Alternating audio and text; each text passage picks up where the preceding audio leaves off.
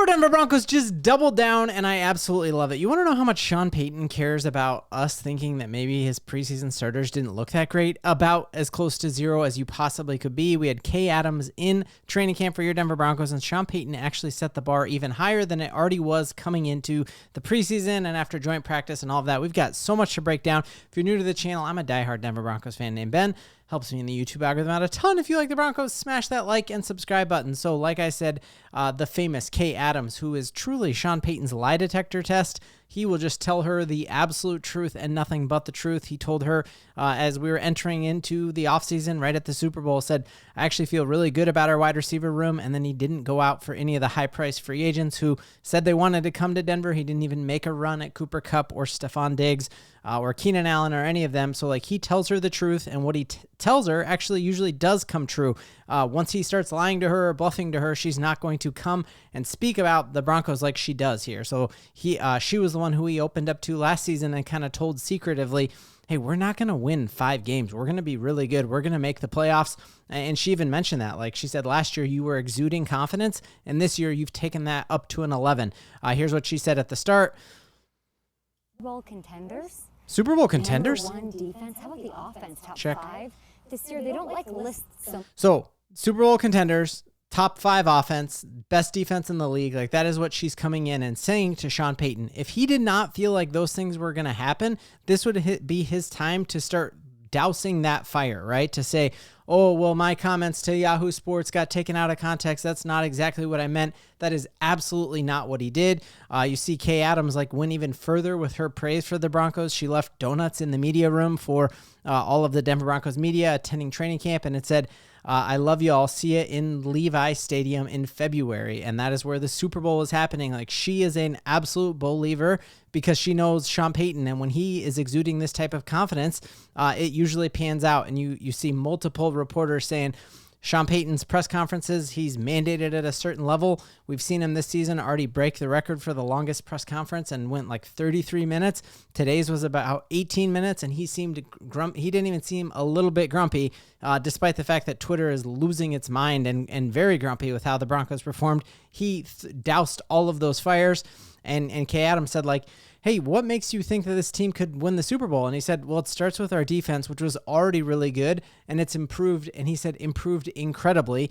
And then he said, and when free agents are choosing where to go, the first thing they look at is a quarterback, and we got ours in Bo Nix. And so you see his opportunity here to say, well, hey, you know, we got a long season to play. We don't want to get ahead of ourselves. There's so many political ways that he could douse this fight, dampen this fire, and he didn't. He added gasoline to this fire in his conversation. Now, there have been a ton of criticisms about how the Broncos played in the preseason game, and Sean Payton kind of dispelled all of those different criticisms. So the first one was you hear everyone on Broncos radio coming out and just talking about how RJ Harvey bounced it outside way too much, and they're taking one screenshot from one time where he bounced it outside, and he maybe could have taken it inside of the tackles.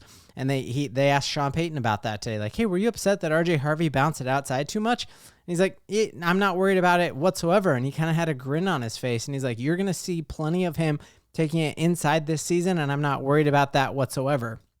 Other big thing that we heard, other big criticism we heard was, hey, why do we only have one rookie punter who's only been like living in America for 3 years and didn't even grow up watching football? We don't even have a punting competition.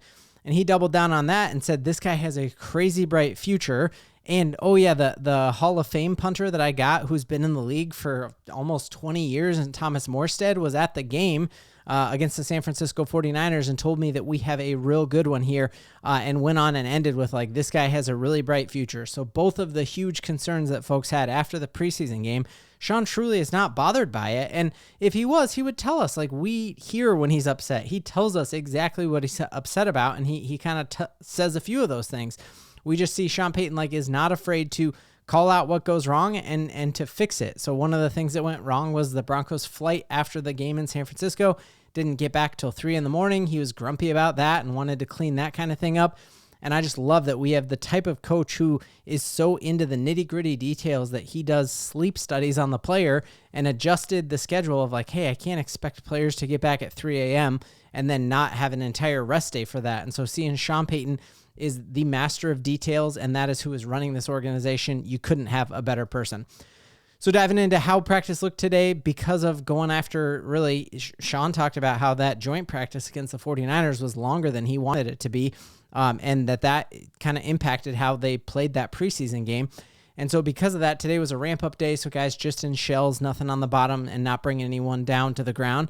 And it looks like Jonathan Cooper absolutely feasted today, which is, I love to see that. Coop, one of my favorite players on the Denver Broncos, love the intensity that he brings to this squad. And I think with him and Benito, you truly, just those two are, I think, the best pass rushing tandem in the league. That sure, you could say maybe TJ Watt is better than Nick Benito, but you put both of those guys and then know behind them, you got Jonah Ellis, whose PFF grade for that preseason game was off the charts. You got Dondre Tillman. We know we've heard great things about Q Robinson. So we're back to having a platoon of outside edge rushers, which is absolutely phenomenal. So one of the things is that it did seem like Bo Nix was kind of scrambling for his life and ended the gotta move it period, throwing an interception to Jaquan McMillian. And he did it as he was targeting Michael Bandy. And the interesting thing was that the edge rush was Jonathan Cooper coming in, beating Frank Crum. So I'm not putting a lot of stock in that you have one of the best edge rushing tandems in the league going up against, not our starting offensive line. So it made me feel a little bit better about that his interception happened because, hey, Frank Crum hopefully is not going to be playing any meaningful games for the Broncos this year. I think that's a great depth piece, and he had a great 40 time, and we hope with Zach Strief teaching him, he could maybe be the replacement for Garrett Bowles when he retires in a couple of years, but he's definitely not at that level yet. We're getting more advanced analytics about like how we looked in the preseason. And one of the really interesting tidbits here is that we all have been clamoring that we need to see more of Marvin Mims and that he doesn't just need to be a gadget guy. When he came on to our show, he talked about that. Like, hey, I want to be a full-on receiver. I love returning punts, but like, I think I can be a great receiver. And it's awesome to see that of the 19 snaps that Bo Nix was out there at quarterback, he was out there for 16 of them. And so that was something I noticed, like watching the game, because he's my son's favorite player. We always were like, oh, there's Mims. He's here. And he was not lined up in these trick play formations like he was last season. Last season, only 50% of his snaps, he was actually lined up in the wide receiver position out there. Whereas this season, you just saw him out there a ton. So I think that's really cool. 15 of his 16 snaps, he was lined out at the outside wide receiver position, which is great. So just thinking here, I mean, I've been watching this highlight here on absolute loop because it'll get you hyped up. Imagine guarding a crossing route with Pat Bryant and Marvin Mims. Like you are going to be able to do pick plays without even cheating about it. Like, how are you supposed to guard both of those dudes? It is going to be absolutely nasty to see this offense when it's truly clicking.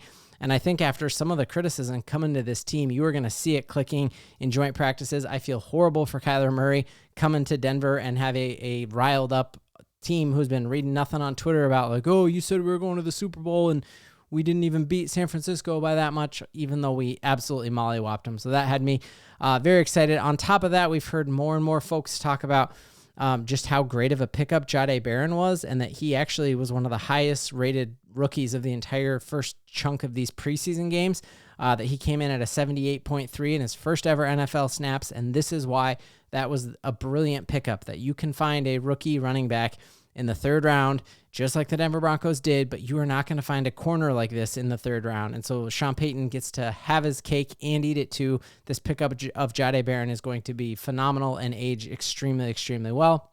And then we heard a little bit, remember Sean Payton saying he was ticked off about 14 things. Evidently that list grew all the way up to 17 things, and they asked him to like describe more about it.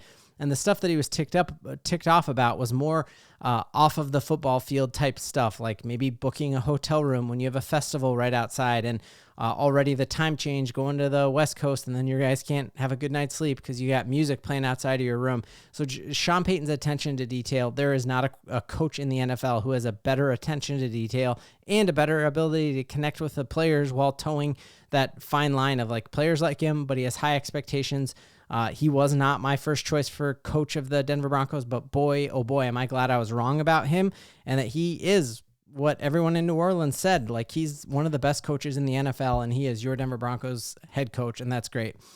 The one concerning piece of news we saw, Nick Bonitto kind of hurt his foot in that preseason game after one of his pressures, although he did deny the substitution request. Like, he said, I don't want to get subbed off, even though he was kind of limping. He still made 2 sacks or 2 pressures on the backup quarterback there, Mac Jones, even with an injured foot. But Sean Payton said he expects him to practice tomorrow, which is just absolutely phenomenal news.